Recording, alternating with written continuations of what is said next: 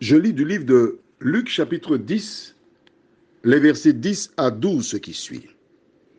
Mais dans quelque ville que vous entriez et où l'on ne vous recevra pas, allez dans ces rues et dites, nous secouerons contre vous la poussière même de votre ville qui s'est attachée à nos pieds.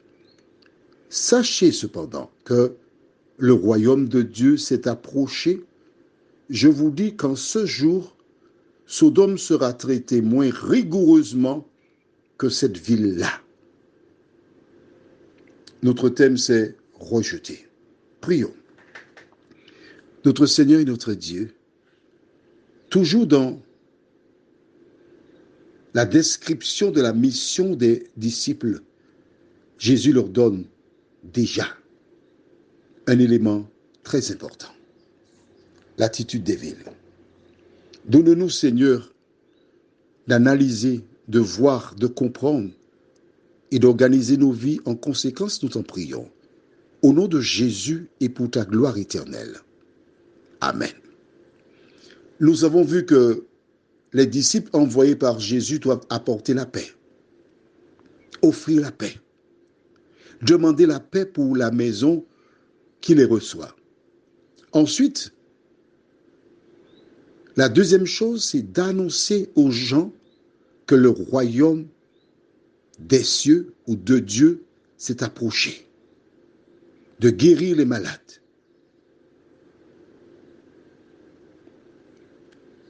Il ajoute en disant aux disciples, si en allant dans une ville, les gens ne veulent pas vous recevoir, faites quoi? Secouez la poussière des chaussures de la ville et dites, nous secouons contre vous la poussière même de cette ville. Et il ajoute, sachez que le royaume de Dieu s'est approché. Je vous le dis qu'en ce jour, Sodome sera traité moins rigoureusement que cette ville-là.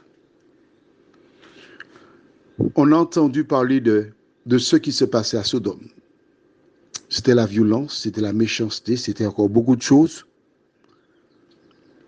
Or, Jésus dit que lorsque ses disciples vont dans une ville, je vais actualiser le verset, lorsque tu envoies un WhatsApp pour quelqu'un et qu'elle rejette le WhatsApp, que cette personne sera plus durement jugée que les habitants de Sodome.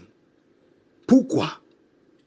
Parce qu'en rejetant ce message, la personne rejette Jésus, elle rejette la lumière, elle rejette la vérité. Elle dit, Seigneur, je ne t'aime pas. Voilà pourquoi ces personnes seront plus durement jugées que les habitants de Sodome. As-tu compris cela? Je n'ai rien ajouté. Tu as bien vu. Je relis au verset 12, versets 11 et 12.